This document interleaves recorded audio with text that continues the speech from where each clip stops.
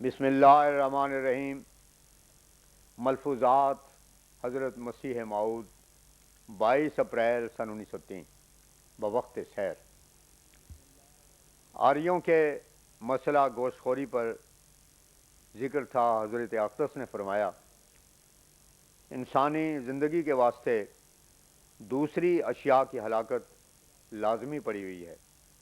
مثلا دیکھو، ریشم جب ہی حاصل ہوتا ہے جب ریشم کے کیڑے مریں۔ پھر شہد کی مکھی کب چاہتی ہے کہ اس کا شہد لیا جاوے؟ اکثر جونکیں خون پی کر مر جاتی ہیں۔ پھر ہوا میں کیڑے ہیں جو سانس سے مرتے ہیں۔ جب یکجائی نظر سے خدائی کے کل دائرے کو دیکھا جاوے تو پھر سمجھ میں آتا ہے کہ دنیا میں سلسلہ عاقل اور معقول کا برابر جاری ہے، اور اس کے بغیر دنیا رہ ہی نہیں سکتی کہ بعض کی جان لی جاوے، ورنہ اس طرح تو پھر کدو دانہ وغیرہ کیڑے جو پیٹ میں پیدا ہوتے ہیں ان کو بھی نہ ماننا چاہیے۔ ایک شخص نے کہا کہ حضور، آریہ اس کا جواب یہ دیتے ہیں کہ جو انسان کی طاقت سے باہر امر ہے اس میں اس پر الزام نہیں۔ اس پہ فرمایا طاقت سے باہر تو وہ کہا جائے گا جس کا تعلق انسانی زندگی سے نہ ہو، اور جو اس کے اندر ہے وہ سب طاقت میں ہوگا۔ خدا تعالیٰ کا ہی یہ منشا ہے کہ انسانی حفاظت کے واسطے بہت جانوں کو لیا جاوے۔ پھر فطرت انسانی میں بعض قوا ایسے ہیں کہ اگر گوشت نہ کھایا جاوے تو ان کا نشو و نما ہو ہی نہیں سکتا، شجاعت پیدا ہی نہیں ہوتی۔ اس لیے سکھ وغیرہ اقوام جو گوشت خور ہیں وہ نسبتاً شجاعت بہت زیادہ رکھتے ہیں۔ اس پر اعتراض کیا گیا کہ بنگالی گوشت خور ہیں مگر وہ ایسے بہادر نہیں ہوتے۔ فرمایا ایسی حالتوں میں قوموں کے مجموعی حالت کو دیکھا کرتے ہیں کہ کس قدر اقوام گوشت خور ہیں اور کس قدر نہیں، پھر مقابلتاً دیکھا جاوے کہ کون سی اقوام شجاعت میں بڑھ کر ہیں۔ مجلس قبر عزیز شاہ فرمایا ہمارے مریدوں کے بھی کئی قسم کے طبقے ہیں۔ ایک تو تعاونی ہیں جو تعاون سے ڈر کر اس سے بچنے کے نیت سے اب آ رہے ہیں۔ دوسرے قمری اور شمسی ہیں جو کہ قمر اور شمس کا گرہن دے کر داخل بیعت ہوئے۔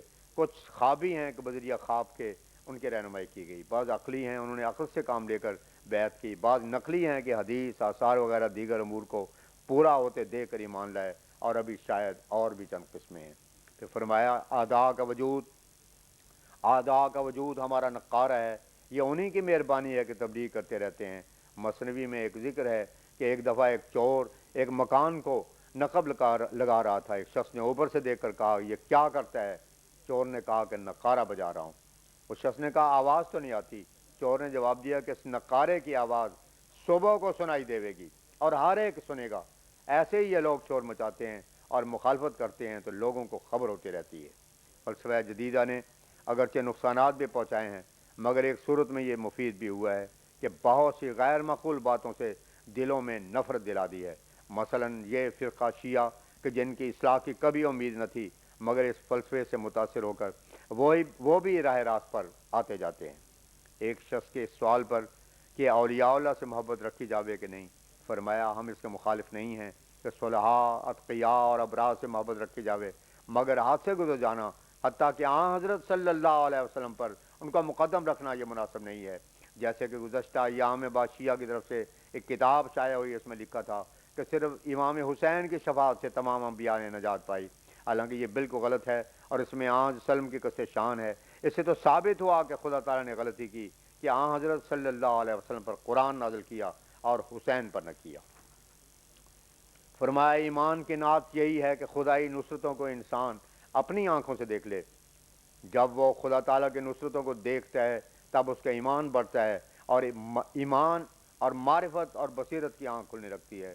جب تک خدا تعالیٰ کی نصرتوں کی چمک نظر نہیں آتی اس وقت تک یہ حالت تذبذب میں رہتا ہے، لیکن جب ان کی چمکار نظر آتی ہے اس وقت سینے کی غلاظتیں دور ہو جاتی ہیں اور اندر ایک صفائی اور نور نظر آتا ہے۔ وہ حالت ہوتی ہے جب اس کے لیے کہا جاتا ہے اتقوا فراست المومن فإنہ ینظر بنور اللہ۔ اہل اللہ کہتے ہیں کہ جب انسان عابد کامل ہو جاتا ہے اس وقت اس کی ساری باتیں ساقط ہو جاتی ہیں۔ پھر خود یہ جملے کی شرح کرتے ہیں کہ اس سے یہ مطلب نہیں ہے کہ نماز روزہ معاف ہو جاتا ہے، نہیں، بلکہ اس سے یہ مطلب ہے کہ تکالیف ساقط ہو جاتی ہیں، یعنی عبادات کو وہ ایسے طور پر ادا کرتا ہے جیسے دونوں وقت روٹی کھاتا ہے۔ وہ تکالیف مدرک الحلاوت اور محسوس اللذات ہو جاتی ہیں۔ بس ایسی حالت پیدا کرو کہ تمہاری تکالیف ساقط ہو جائیں اور پھر خدا تعالیٰ کے اوامر کی تعمیل اور نئی سے بچنا فطرتی ہو جاوے۔ جب انسان اس مقام پر پہنچتا ہے تو گویا ملائکہ میں داخل ہو جاتا ہے، جو یفعلون ما یؤمرون کے مصداق ہے۔ سید عبد القادر جیلانی رضی اللہ عنہ کہتے ہیں کہ جب آدمی عارف اور عابد ہو جاتا ہے تو اس کی عبادت کا ثواب ضائع ہو جاتا ہے۔ پھر خود ہی اس کی تشریح کرتے ہیں کہ اس کے یہ معنی ہیں کہ ہر نیکی کا اجر نقص پا لیتے ہیں، یعنی جب نفس امارہ بدل کر مطمئنہ ہو جاتا ہے تو وہ تو جنت میں پہنچ گیا، جو کچھ پانا تھا پا لیا، اس لحاظ سے ثواب نہیں رہتا۔ مگر بات اصل یہ ہے کہ ترقیات کا سلسلہ جاری رہتا ہے۔ حضرت صلی اللہ علیہ وسلم کی اتباع کے سوا اگر ہم کسی اور راستے پر چلتے تو ہماری کثرت الہام کسی دوسری زبان میں ہوتی، مگر جب کہ اسی خدا، اسی کی کتاب اور اسی نبی کی اتباع پر ہم چلانا چاہتے ہیں تو پھر ہم کیوں عربی زبان میں مثل لانے کی تحدید نہ کریں۔ مجھے حیرت ہوتی ہے کہ جب میں کسی کتاب کا مضمون لکھنے بیٹھتا ہوں اور قلم اٹھاتا ہوں تو ایسا معلوم ہوتا ہے کہ گویا کوئی اندر سے بول رہا ہے اور میں لکھتا جاتا ہوں۔ اصل یہ ہے کہ یہ ایسا سلسلہ ہوتا ہے کہ ہم دوسروں کو سمجھا بھی نہیں سکتے، خدا تعالیٰ کا چہرہ نظر آ جاتا ہے۔ اور میرا ایمان تو یہ ہے کہ جنت ہو یا نہ ہو، خدا تعالیٰ پر پورا یقین ہونا ہی جنت ہے۔ 23 اپریل 1903 دربار شام۔ ایپیفینی میں کسی ہندو نے ایک مضمون شائع کر دیا تھا کہ قرآن شریف میں حضرت مسیح کی نسبت روح اللہ کا لفظ آیا ہے، جس سے ثابت ہوتا ہے کہ وہ سب سے افضل ہیں۔ اس پر حضرت حجت اللہ مسیح موعود علیہ الصلوۃ والسلام نے فرمایا، اللہ تعالیٰ کے مسیح کو روح منو فرمانے سے اصلی مطلب یہ ہے کہ تا ان تمام اعتراضات کا جواب دیا جاوے جو ان کی ولادت کے متعلق کیے جاتے ہیں۔ یاد رکھو، ولادت دو قسم کی ہوتی ہے، ایک ولادت تو وہ ہوتی ہے کہ اس میں روح الہی کا جلوہ ہوتا ہے، اور ایک وہ ہوتی ہے کہ اس میں شیطانی حصہ ہوتا ہے، جیسا کہ قرآن شریف میں بھی آیا ہے، وَشَارِكُمْ فِي الْأَمْوَالِ وَالْأَوْلَادِ، بنی اسرائیل آیت 65۔ یہ شیطان کو خطاب ہے۔ غرض خدا تعالیٰ نے روح منو فرما کر یہودیوں کے اس اعتراض کو رد کیا ہے جو وہ نعوذ باللہ حضرت مسیح کی ولادت کو ناجائز ٹھہراتے تھے۔ روح منو کہہ کر صاف کر دیا کہ ان کی ولادت پاک ہے۔ یہودی تو ایسے بے باک اور دلیر تھے کہ ان کے منہ پر بھی ان کی ولادت پر حملے کرتے تھے۔ حدیث شریف میں آیا ہے کہ وہ مس شیطان سے پاک ہیں، اس میں بھی اس کی تصدیق ہے، ورنہ تمام انبیاء اور صلاح مس شیطان سے پاک ہوتے ہیں۔ حضرت مسیح کی کوئی خصوصیت نہیں۔ ان کی صراحت اس واسطے کی ہے کہ ان پر ایسے ایسے اعتراض ہوئے اور کسی نبی پر چونکہ اعتراض نہیں ہوئے، اس لیے ان کے لیے صراحت کی ضرورت بھی نہ پڑی۔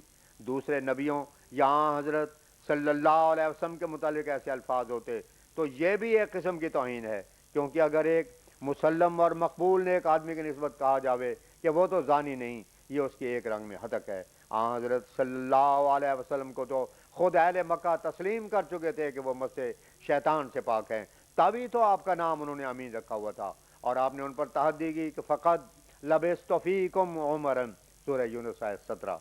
پھر کیا ضرورت تھی کہ آپ کی نسبت بھی کہا جاتا؟ یہ الفاظ حضرت مسیح کی عزت کو بڑھانے والے نہیں ہیں، ان کے برات کرتے ہیں، اور ساتھ ہی ایک کلنک کا بھی پتہ دے دیتے ہیں کہ ان پر الزام تھا۔ یاد رکھو کہ کلمہ اور روح کا لفظ عام ہے، حضرت مسیح کی کوئی خصوصیت اس میں نہیں ہے۔ یومن باللہ و کلماتہ، الاعراف آیت 169۔ اب اللہ تعالیٰ کے کلمات تو لا انتہا ہیں، اور ایسے ہی صحابہ کی تعریف میں آیا ہے، ایدہم بروح منہ، سورہ مجادلہ آیت 23۔ پھر مسیح کی کیا خصوصیت رہی؟ حضرت مسیح کی ماں کی نسبت جو صدیقہ کا لفظ آیا ہے، یہ بھی دراصل رفع الزام ہی کے لیے آیا ہے۔ یہودی جو معاذ اللہ ان کو فاسقہ فاجرہ ٹھہراتے تھے، قرآن شریف نے صدیقہ کہہ کر ان کے الزاموں کو دور کیا ہے کہ وہ صدیقہ تھیں۔ اس سے کوئی خصوصیت اور فخر ثابت نہیں ہوتا، اور نہ عیسائی کچھ فائدہ اٹھا سکتے ہیں، بلکہ ان کو تو یہ امور پیش بھی نہیں کرنے چاہیے۔ 24 اپریل 1903 مجلس قبل عشاء۔ کسی نے اعتراض کیا کہ لوگ کہتے ہیں کہ کیوں کوئی احمدی تعاون سے فوت ہوتا ہے؟ حضرت اقدس نے فرمایا، یہ ان لوگوں کی غلط فہمی ہے کہ انجام کو نہیں دیکھتے۔ حضرت صلی اللہ علیہ وسلم کے وقت جب ایک طرف کافر مرتے ہوں گے اور ایک طرف صحابہ بھی، تو لوگ اعتراض تو کرتے ہوں گے کہ مرتے تو وہ بھی ہیں، پھر فرق کیا؟ اس لیے ہمیشہ انجام کو دیکھنا چاہیے۔ ایک وہ وقت تھا کہ حضرت صلی اللہ علیہ وسلم اکیلے تھے اور کوئی ساتھ نہ تھا، ہر ایک مقابلہ کے لیے تیار ہوتا۔ اب ہم ان لوگوں سے پوچھتے ہیں کہ اگر تعاون سے ہمارے مریض مرتے جاتے ہیں تو پھر ہماری ترقی کیوں ہوتی جاتی ہے اور ان کی جمعیت کیوں کرتی جاتی ہے؟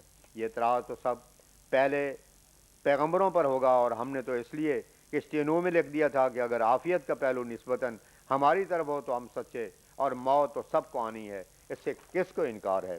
طاعون کو جو ایک طرف شہادت اور ایک طرف عذاب کہا جاتا ہے، اس کے یہی معنی ہیں کہ اس کے ذریعے سے جس فریق کے لیے برکات ظاہر ہو رہے ہیں ان کے لیے تو شہادت اور رحمت ہے، اور جن کے لیے برکات ظاہر نہ ہو اور کمی ہوتی جاوے ان کے لیے عذاب ہے۔ ہم کو اس سے دو فائدے ہیں اور ان کو دو نقصان ہیں، اور پھر ہم 20 سال سے براہین میں یہ پیشگوئی عذاب کی شائع کر چکے ہیں۔